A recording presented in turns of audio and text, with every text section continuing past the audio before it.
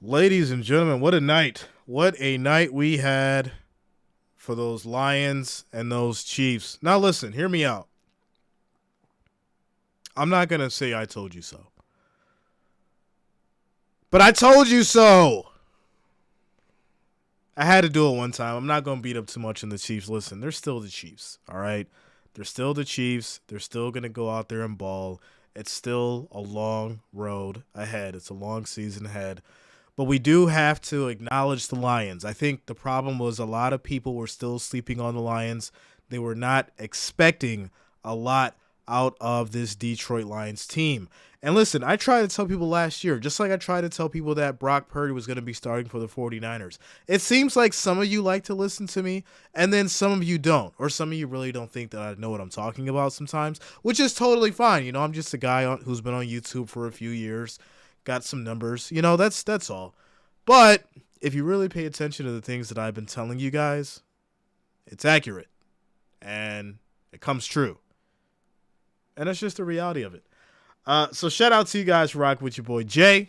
We have another stream. It's Friday night. I hope you guys are having a great evening. Make sure you smash that like, that thumbs up, and of course subscribe if you have not already as we get into the show. Quick shout out to the Rinse gang. Quick shout out to the family. Much love to all you guys. What's up, Eric? What's going on with you, Fred? Serious Biz in the house. E. Capone, what up, man? Manuel says, I said Chiefs were going to lose last night too, and what makes it more funny is they lost the same way Eagles lost to them in the Super Bowl. Yes and no. Obviously, the Eagles lost by 3. But the real problem is you had Andy Reid go for it on 4th and 25. You had plenty of time. You had your timeouts. Kick the ball. Kick the ball. And listen, everyone's going to say, well, they did it because, Kelsey wasn't there. They did it because Chris Jones wasn't there. We can't say that. We cannot say that. And I'll tell you why. Because every time the Chiefs have won a game, it has not always been about Travis Kelsey. Yes, he's been utilized in the rotation, but Patrick Mahomes moves that ball around. And tonight, or not tonight, but last night, you guys seen the Chiefs offense basically exposed, which I said that they were exposed in my NFL Week 1 power rankings, in which I had put them number 2. If you guys didn't see that, I had the Chiefs number 2 of my power rankings. But if you go look at 100 power rankings that were created, whether it's on YouTube, whether it was made by analysts, you go look at who they had number 1, it's Chiefs across the board. I may have been the only one that had Chiefs number 2 because I seen what was coming. I had the Lions number 10. We're obviously going to see what happens on Sunday, Monday night. We'll shake things up again once it comes to week 2, and I'll give you guys new power rankings. But guess what? Those Chiefs may have to drop again. Not too far, because listen, it's only one game, but things will shake up for next week power rankings because of this loss. We'll get into all that down the road. You guys know how we do. Shout out to Sue. What's up, Sue? What's going on with you tonight? Forrest Green in the house. Mohammed Media says, Jay, I picked the Lions too. Have a good show. Shout out to you, Mohammed. You already know, bro. Lonzo said, what up, Jay? I wanted the Lions to lose because I'm a Vikings fan. Hey, listen. Whether you wanted them to lose, whether you had them for the win, it's just at the end of the day, if you just look at the trajectory that the Lions had coming off of beating Green Bay, it was a different squad. It was a different team. Dan Campbell, he's doing amazing things in Detroit right now. And listen, yes, this win is significant for the Lions. It's not as big of a loss for the Chiefs to a certain degree, right? Because we have to see when Kelsey comes back, Chris Jones' situation gets figured out. We have to see whether or not that's going to be the determining factor to lead KC to being that team that we all know. Now, if Kelsey comes back, Chris Jones comes back, and we start seeing the Kansas City Chiefs get dismantled, then we're having a whole different conversation. But right now, we've got to let the Lions live in their glory. They put the NFL on notice, and I think that's what this game has done. And I'm excited for the Lions. I like what they're doing, and I think they're going to surprise us as the weeks go by. So there you go. Fred Penner says, how about them Eagles? I had them at number 1. I had them at number 1 in the power rankings. We'll see what they do on Sunday. Sue says, I am new, but I already subscribe and I like your channel. Shout out to you, Sue. Thanks a lot for being here. Welcome, welcome. Shout out to all you guys. Timo says, Joe Burrow just became the highest paid quarterback in the history of all histories. I want to get into that, right? I want to get into that. Why is it that every contract that comes out is like the most in history?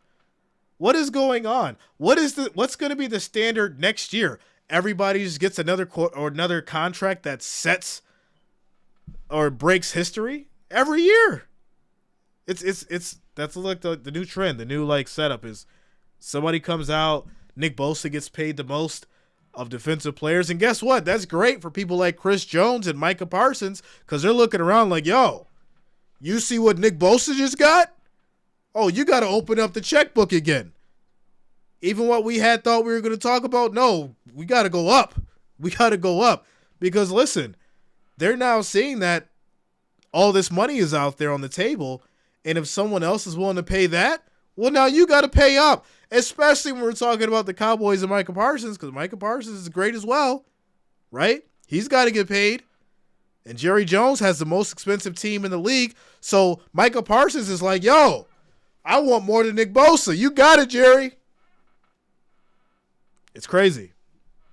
It's absolutely crazy going on with these contracts and the amount of money that these guys are getting paid. But hey, if you can get it, get it. Shout out to Jeff King. Says Jacksonville isn't an easy win for them this week. May get exposed again. What did it expose is without Kelsey, they are mediocre. That Jacksonville game's going to be tough as well. KC is definitely going to get tested, man. And, we're here to watch it. We're here to watch it. All eyes is definitely going to be on that Jacksonville game. And I have to see if that's on the schedule. But I would love to stream that one as well because it's going to be a hell of a time. Shout out to Frederica. What up, Frederica? What's going on with you? Sirius says it's total madness. Yes, it is total madness. Timo says it's a measuring contest. It always is. It always is. Shante says, hey, Jay, I believe the Lions would win because they looked like a more physical team. Listen, like I said, I can keep going back to that video that I dropped. Even before I knew about – see, I dropped my prediction video in regards to the Lions and the Chiefs before I even knew about the Kelsey news. You guys can go back. It's about 10 days old now. That was before the Kelsey news, all that. I said the Lions would take it. So the Kelsey news basically was just further confirmation for me because I already had the Lions for a win. But that's just the reality of it. Sheila says, I'm excited for my Jags to play the Chiefs week Sunday. Yeah, I'm excited too, Sheila. Definitely excited. Sue says, what are we going over today? Well, obviously, we're going over the Chiefs and the Lions now, which I think we've covered most of it. I'm not going to do a high-level breakdown. We don't need to get into that tonight. As far as Nick Bosa, we're going to go over some new NFL rule changes that you guys may or may not know about. We'll get into that. And then we'll basically chop it up about the schedule and then what I'm doing on Sunday as far as streams go. And then we'll wrap it up. I'm still a little under the weather, ladies and gentlemen, as you probably can hear my voice if you know my voice and you've heard it enough. I'm still a little bit under the weather. I did take some medicine before I hopped on the stream. I probably should have waited. I took some medicine, so don't mind me if I'm just a little loopy. But I should have waited. But hey, I didn't wait. I'm trying to get over this thing, and I took the medication. Shout out to George Tucker. What up, George? What's going on with you, man? All right, let's go ahead and get into the news. Let's get into the news. All right. Timo says T-Law is no pushover, without a doubt. What's up, George? My man George in the house. Shout out to the family. Lucky Larry says, who's your best 2-game money line for Sunday? That's a good question. Let me go ahead and open it up. Let me open it up for you guys. And Lucky Larry, I will do that just for you. I didn't have that on the agenda, but I'm going to do it just for you, my friend. Because I look out for my people. I look out for my people.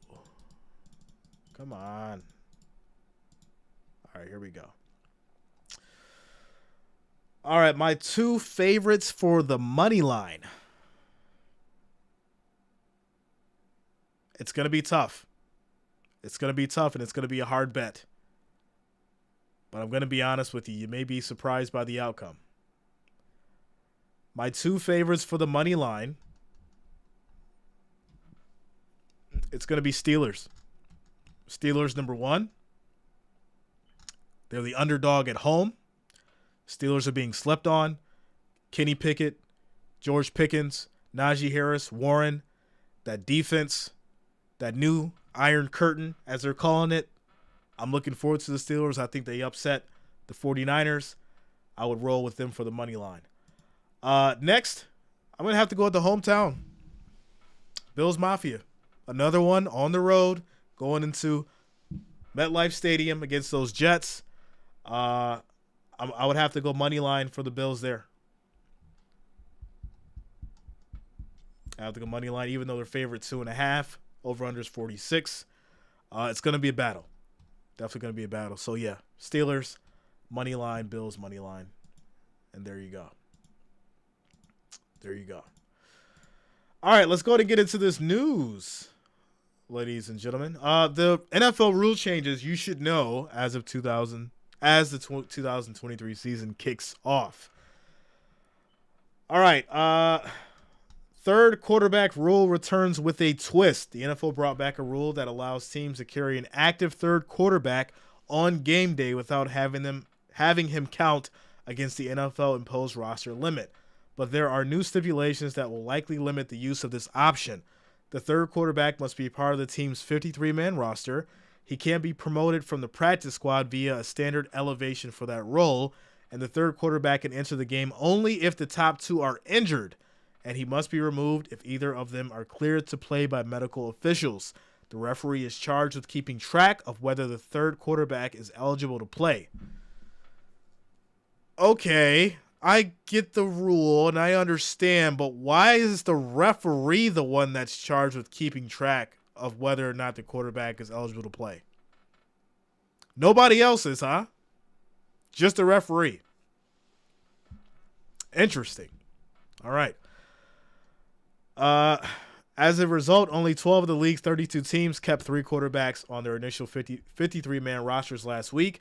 Owners approved the rule largely because the 49ers ran out of healthy quarterbacks while losing the 22 NFC Championship game, and its language makes the rule best viewed as reinforcement for must-win situations. Wow, so you mean to tell me they made another change for a team because they lost in the championships?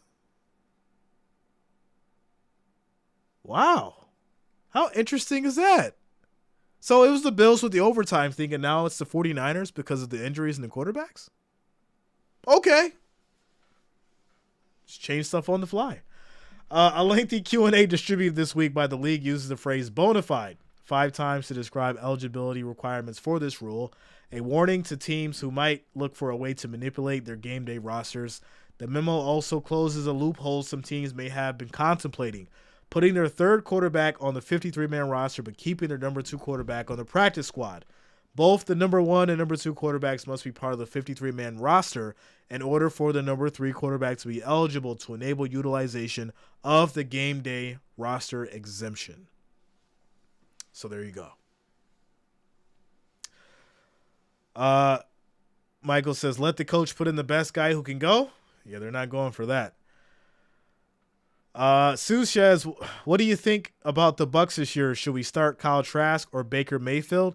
Listen, I've been a huge advocate for Kyle Trask, but a lot of people were mad at me about it and, saying that Baker Mayfield should be the man up because he has the experience and he's a veteran and all this other stuff.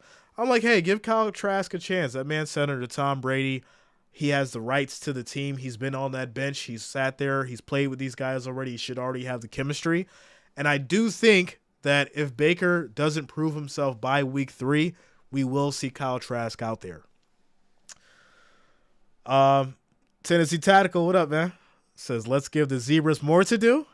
Yeah, Shante says this rule doesn't make sense. Sheila says referees missed a lot of calls last night. They missed a lot of calls. A lot of calls at that offensive line that they missed. They let them play, as they say. They let them play.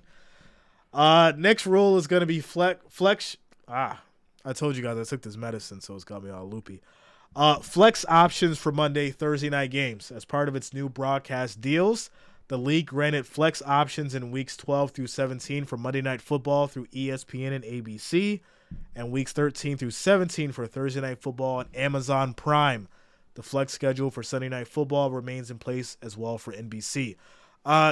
Some of you may have to worry about this, and some of you won't, but either way, I got you guys covered because I've already got all this. I've got ESPN, I've got the locals, I've got Prime, I've got it all for you guys, so we won't miss out on anything as long, obviously, if you're rocking with me. But for some of you who don't have this, you need to know this because this changes things as far as what you're probably going to watch. So I figure you guys needed to know. So it goes on to continue to say, in other words, the NFL can move out of bad late season matchups and move in more attractive games, which is what they should have did last year. There was no reason for us watching the Commanders I'm not hating, I'm just saying, it's just a reality. There was no reason why we were sitting there watching Broncos games and Commanders games during prime time when we could have been watching something else that was scheduled at 4 o'clock last year that was so stupid. I hated it. And you guys hated it too, so I guess it's a good thing. To that end, the NFL will give teams at least 12 days notice for Monday night flex changes, and after some owners push back on the idea of flexing games to Thursday night, the league extends its minimum to 28 days. As a result, league officials have emphasized flexing a Thursday night game is likely to be a rare event. Brian Rolop, the NFL's chief media and business officer, said in May that Thursday's night flexes are not something we expect to be commonplace. And in a first, the NFL will host a game on the day after Thanksgiving, Black Friday at 3 p.m. To extend its grip on the holiday weekend, the Dolphins will play at the New York Jets in a game streamed on Amazon Prime. So that'll be on Black Friday. As far as Thanksgiving, ladies and gentlemen, I'm letting you know now, I'm actually going to be cooking with family that day, so I will not be streaming that day. But I will be back Friday. So we'll get whatever Friday's game is, we'll get that game in. But Thursday, it's going to be me cooking and sitting behind the screen for once and not in front of the camera. Or in front of the screen once and not in front of the camera. So, yeah, Thanksgiving was one of my favorite holidays, and I'm going to be cooking this year, and I'm excited about it. Definitely excited about it. All right, so next up, it's going to be fair catches on kickoffs inside the 25 are marked at the 25. You guys already know this, but we'll get into it. The NFL has tapped what might be its last option for reducing concussions with its current kickoff structure for 2023 only. Owners approved a rule that incentivizes kick returners to call for a fair catch rather than bring the ball back in certain situations. The rule could render moot the pop-up kicks coaches increasingly have employed in an attempt to hand opponents poor field position. In the past 2 seasons, such kicks have increased by 23% compared to the previous 8-year average. The surge is the primary reason NFL officials believe concussions have returned to unacceptably high levels on the play. So there you go. Shout out to Patty Hassat. What's up, Patty? How you doing tonight? Jeff King said, Hoodie J. Yeah, man. Yeah. Tyler says, you need to rest that voice, bro. Yeah, man, that's what I'm doing. That's what I'm doing. Without a doubt. Lucky Larry says, respect for fighting through the ills for your viewers. Man, listen, you guys know I love y'all. I gotta bring y'all the news. I gotta bring y'all the updates at all cost. But tomorrow I'm taking a rest because I gotta be ready for Sunday. So tomorrow's my rest day. I'm already on the meds. I'm already on the vitamins, the hot tea, all that stuff. I'm ready to go there. So tomorrow, like I said, I'm getting the rest. I should be fully ready to go. And then Sunday, we're in it. Sunday, 1 o'clock to 11 o'clock. 3 games Sundays. You guys know how we do over here. All right. Next rule is going to be use of number 0 is now permitted. 0 is now a jersey option for all positions except offensive and defensive linemen as the league continues an effort to ensure there are enough eligible numbers for all teams.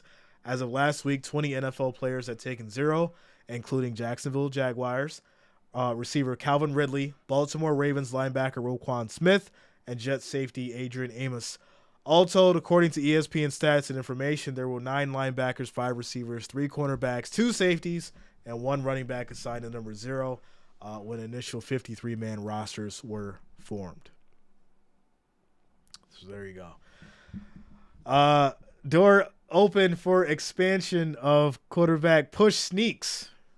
The competition committee extensively reviewed a play the Philadelphia Eagles utilized often on their run to the Super Bowl last season. The strategy calls for one or more teammates in the backfield to push the quarterback past the line to gain or into the end zone on planned sneaks.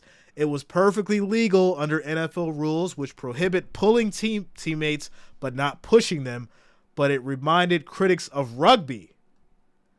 I'm not going to play this, but you guys should remember this play that happened. Obviously, it was a quarterback sneak. Jalen Hurts had help by being pushed, which makes it a little easier to get that yard that you need if you're trying to score on the goal line. But there was no consensus on whether to curb or outlaw the approach, which the Eagles used to supplement quarterback Jalen Hurts' already strong rushing skills, and there is a pretty strong expectation that it will proliferate in 2023. The league's internal data revenue revealed 90 such plays across the league last season with an 84% success rate. Pay attention to that number, 84% success rate. So now you know you're going to see somebody getting pushed behind that line for a yard or two. There you go. Next one is going to be tripping as a personal foul, an elevation and subtle tripping techniques, which we actually seen this last night, I think. We seen a tripping last night, I think. No, it was preseason. We seen a bunch of tripping preseason. I think they were trying to test it out. An elevation in subtle tripping techniques and some difficulty in identifying them via real-time officiating led the NFL to reclassify it as a personal foul and thus shift the on-field penalty from 10 to 15 yards. So they're adding 5 yards now for tripping. Making it a point of clarification means officials have been asked to look closely for such infractions, and it's also a warning that players will be subject to fines and potential suspension if no flag is thrown during the game. Wait a minute. So you mean to tell me if the refs don't catch it, you can be fined and be suspended? What? Let me read this again. Making it a point of clarification means officials have been asked to look closely for such infractions, and it's also a warning that players will be subject to fines and potential suspensions if no flag is thrown during the game. So that means they can roll the tape back, even though they didn't throw a flag, and you can now get suspended for tripping or have to pay a fine? Oof. All right. It says there was a total of 12 flags thrown last season for tripping, a bit higher than the average of 9.2 per season from 2010 to 21, and it's fair to expect an uptick in the 23 season. Next rule is going to be use of helmet rule altered. Established in 2018 to reduce the type of contact that frequently causes concussions, this rule has proved nearly impossible to officiate. As a result, the league has largely relied on warning letters and fines issued after the game to enforce the rule, which originally prohibited a player from lowering his helmet to initiate contact with an opponent, and in rare instances where it is penalized in a game, the NFL has instructed officials to refer to the infraction generally as unnecessary roughness. I respect this because, yeah, it's really difficult to tell unless it's like super noticeable and they're going way out their way to do it. It's really hard to tell if someone's lowering their helmet before they hit. You know, these guys are moving very fast, and these refs, they're not catching half of what they need to. So I can definitely see where this will become an issue. Continues on saying over the ensuing 5 years, the league has issued an average of 194 warning letters and fines per season. What? 191 warning letters and fines per season. And a sign of the difficulty in changing this particular behavior sets a record of 229 in 2022. But even post-game discipline has proved problematic as players have successfully appealed roughly 1/3 of the fines by arguing the helmet contact was incidental rather than overt attempt to initiate. Like I just said, it's very hard to tell the difference. Unless they're going way out of their way, this is probably an easy fight for the players because they're like, listen, I was running. I was going fast, man. I was in motion. I didn't mean to do it. Prove it was my intent that I meant to lower my helmet. I'm not paying it. And then they get out of it. The fines are significant. $21,855 for a first offense and $43,709 for a second, as Pittsburgh Steelers linebacker Quan Alexander found out during the preseason. Wow. $43,000 for 2 offenses? Boys better keep them helmets up, yo. That's the price of a Toyota Camry right now. Shout out to inflation. My goodness. All right. Next one is automatic review for failed 4th downs. Automatic review for failed 4th downs. Instead of jumping ahead on proposals to make all plays eligible for replay review or employing a sky judge, the NFL has embraced a slow addition of applicable circumstances. Quick shout out to Darla Eulery for subscribing. Thanks a lot, Darla. Welcome to the channel. Failed 4th downs are the latest supplement of the list of automatic reviews that don't require a coach's challenge. The league takes comfort in this approach because it has managed to decrease official reviews by 28% over the past 2 seasons, and in turn drop its average time of the game. The decline in reviews is due largely to the replay assist program established in 21 that allows replay officials to jump in quickly to correct or confirm rulings without going to formal review.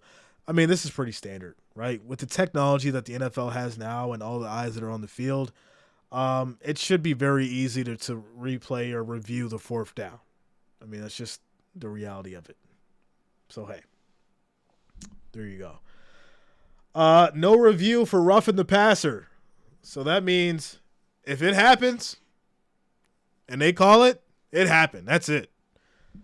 NFL teams set a non-strike season record in 2022 by using 68 different starting quarterbacks, according to ESPN Stats and Information, amid season-long concern for the health of Miami Dolphins passer Tua Tagovailoa.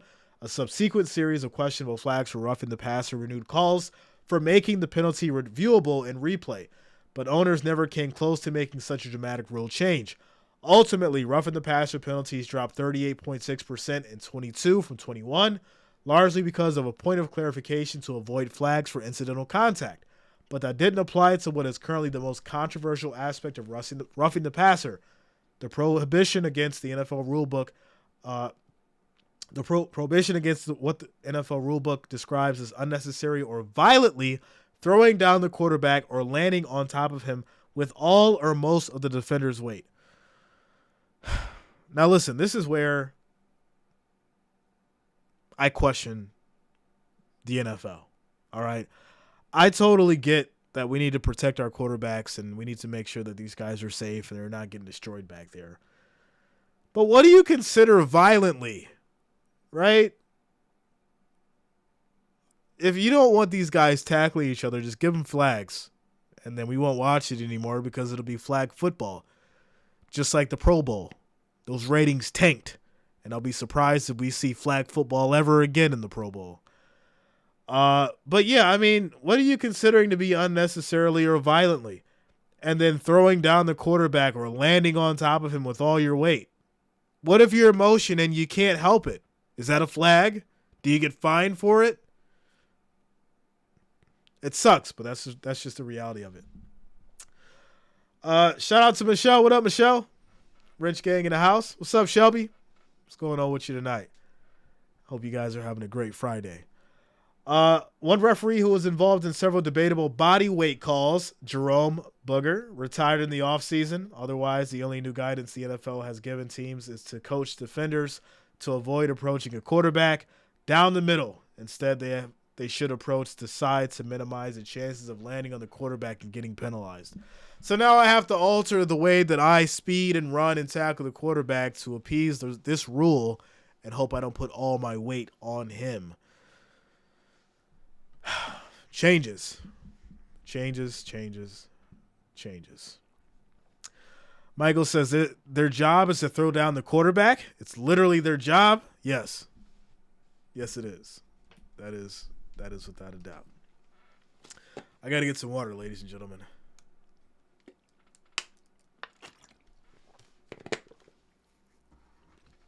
All right. Shout out to Michelle. Says, woo! I'm humbled over the game. I was sure of the Chiefs. Well, Mahomes anyway. Michelle, I try to tell you guys. Listen, all you got to do is you rock. If you rock with Jay, you'll be okay. That's the new slogan, ladies and gentlemen. If you rock with Jay, you'll be okay. All you got to do is rock with me. You're going to be good. Right? We're going to have some bumps and some bruises, but I'm right a lot of the time. I'm way more right than I am wrong. All right? There it is. If you guys haven't seen, I actually dropped the products for you. You can go get the Kick the Damn Ball t-shirts, hoodies, stickers, coffee mugs. Also, you can get the Say It With Your Chest now, t-shirts, mugs, stickers, all that. It's actually below all the videos, so you guys can check that out. I did drop the merch. Go get it. Go get it. It is there. Say it with your chest. I'm trying to say it with my chest. I hope I don't cough on this camera, but yeah, you know. There it is. Patty, there you go. Rock with Jay, you'll be okay. Listen, I got the slogans. That's gonna be number 3 right there. That's gonna be number 3. There it is. Immortal says, Jay, yes, laugh out loud more than me. Well, you know. Michelle says, I watched the videos and I thought the power rankings were right. They should have been better. Kick the damn ball and say it with your chest. Shout out to you, Michelle. You know. All right. Next up, what do we got? Obviously, by now, you guys should know that Mr. Nick Bosa got that $170 million contract. And we'll go ahead and get into this video. And you confirm that Nick Bosa has signed? Yes, I can. Now? No, he's going to try to get here today, though. So hopefully. Field, or? Maybe. I actually was preparing to talk to you guys about how I have nothing to tell you guys.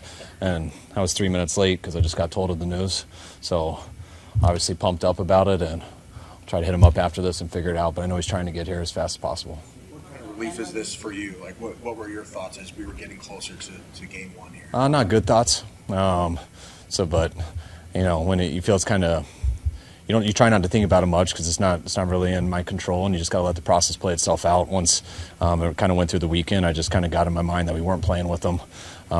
Listen, he looks calm and poised in this press conference, but this man is jumping for joy right now, right? Not only because, listen, these guys talk, they already look at projections and all that kind of stuff. They had an idea of what was going to happen to the Chiefs, and they didn't want the same thing to happen with them going to play the Steelers. So they were like, you know what? Get Nick Bosa his money because we need him for the Steelers game. We are not playing this game that KC's playing. Pay this man. We need him on the field ready for the Steelers. And that's exactly what they did. Let's go ahead and get into this one. From the moment the 49ers used the second overall pick in the 2019 NFL draft on him, defensive end Nick Bosa has been one of the franchise's most important players. And the more than 4 years since, the only thing that has changed is that Bosa has somehow managed to become even more important to the Niners' success. Any remaining doubt about just how much Bosa means to the 49ers vanished Wednesday when he agreed to a 5-year, $170 million contract that includes $122.5 million in guarantees. Sources told ESPN's Adam Schefter the deal makes Bosa the highest paid non-quarterback in NFL history. Do you guys know how significant this is? Do you know what this means right now for other players? This sets up guys down the road for hundreds of millions of dollars in any other position than a running back. All you have to be is anything but a running back, and you can secure the bag. We are now seeing guys in college saying, you know what? I'm done with running the ball. Put me in at tight end, coach. Put me in at wide receiver. Hell, I'll be quarterback. I'm not running the ball anymore as a running back. I'll even be fullback before I take running back because I know when I get to the league, you're not paying them. So put me somewhere else because I'm trying to get paid. That's what they're saying right now. Continue on. Getting Bosa back in the fold following a 43-day holdout that lasted longer than many expected was imperative for the 23 49ers. Bosa is the reigning NFL Defensive Player of the Year, and there's a strong argument that he's the player the Niners can least afford to lose. With Bosa, the Niners' Super Bowl aspirations are legitimate. Without him, well, it's far more difficult to envision. And there you go. Nick Bosa.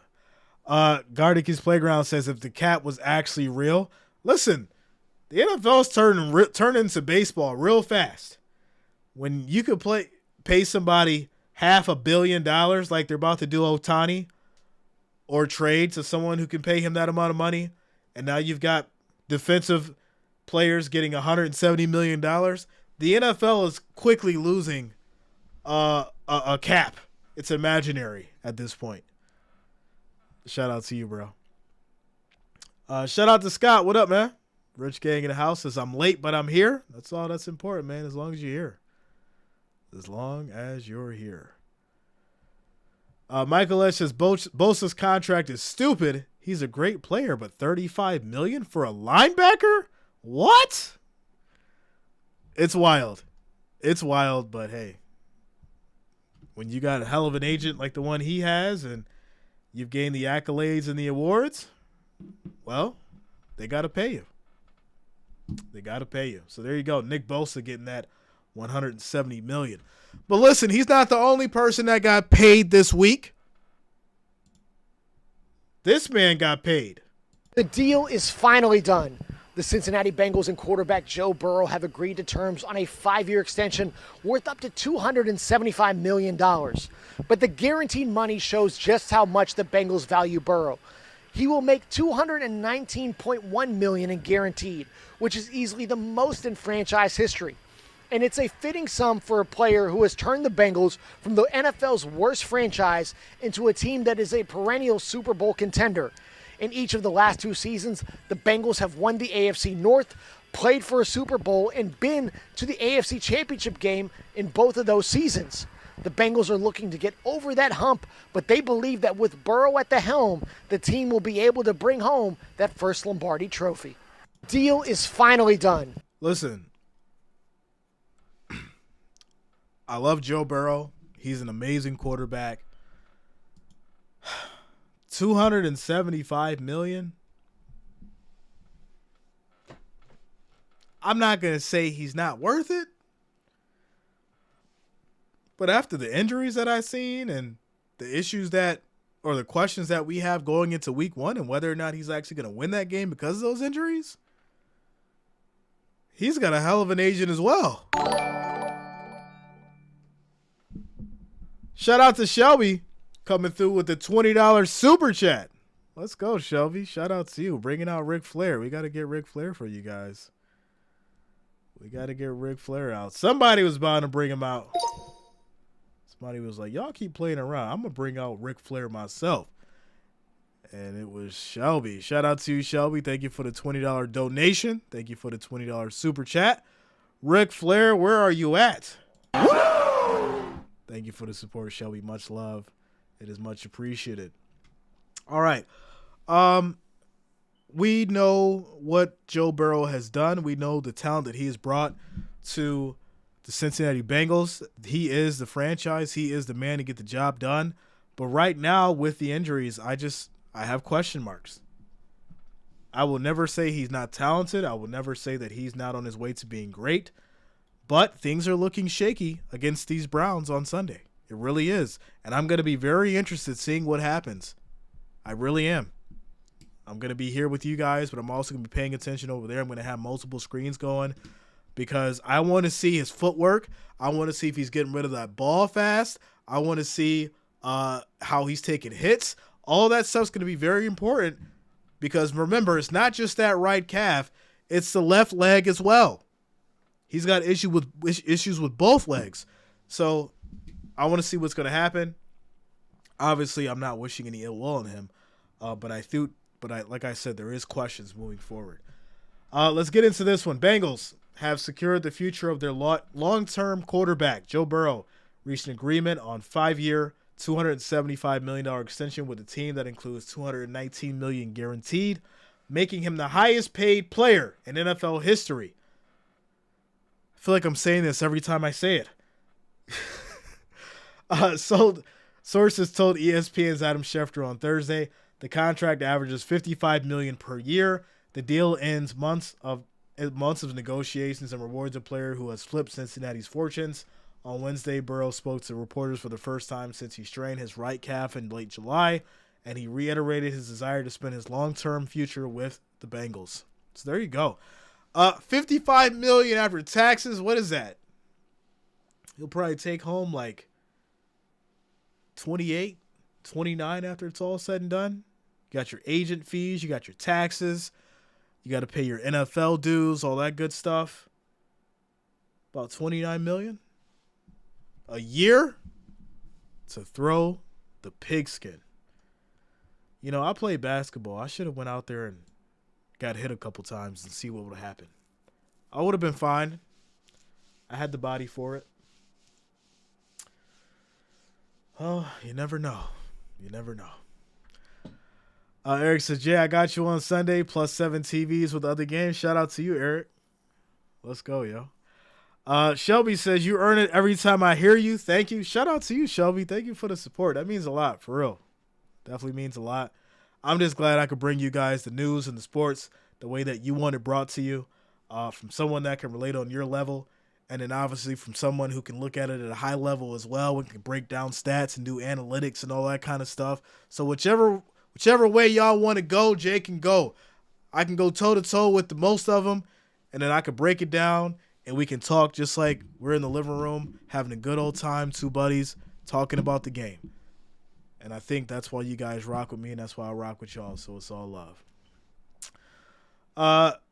Michael says, I think anything after 8 is great. What about you, Jay? After 8? I'm confused, my friend. You've lost me there.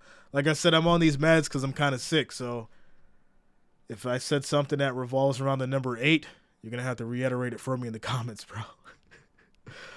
Sheila says, I'm going to watch so much football on Sunday, my head will be spinning.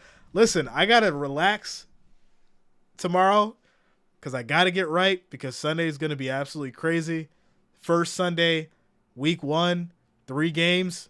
You guys are going to need all of me. So, yeah. All the millions? Yeah, after 8? I mean, what are you going to do? You know, how much money do you really need? You know? Myrtle says he could live on Cincinnati chili for 10,857 centuries. Hey, listen though, it's funny because we see $55 million per year is a lot of money. People don't realize, like, there's paintings out here that cost $50 million. There's yachts out here that cost $200 million. So there's money, and then there's money, and then there's money. So there's levels to this. There is levels to this for sure. What do we got next up? Next up. Yeah, it's getting that time for me, guys. I'm starting to feel it, so I gotta wrap this up. But before I do, we're gonna go ahead and get into the schedule.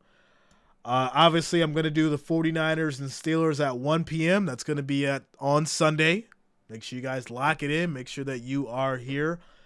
And then I did a poll because we got the Eagles and the Patriots or the Packers and the Bears at 425. I dropped the poll. Right now, the Eagles versus Patriots is winning.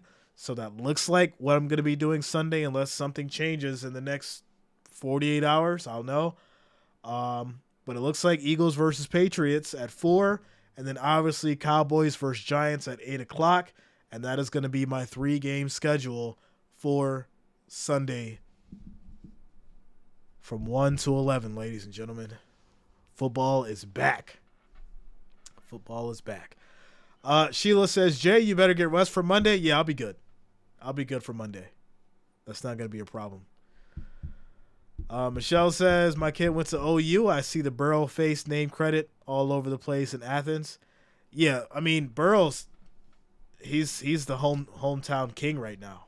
You know, they definitely love him without a doubt.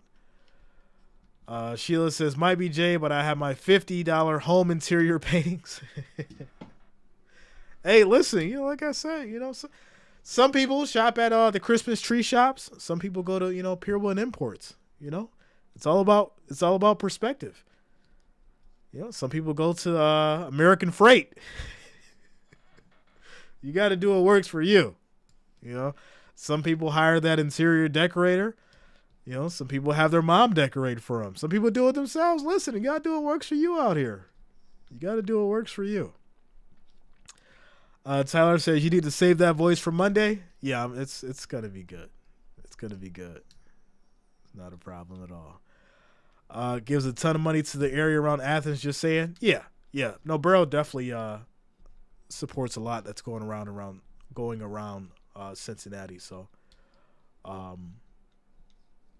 that is without a fact, or for a fact.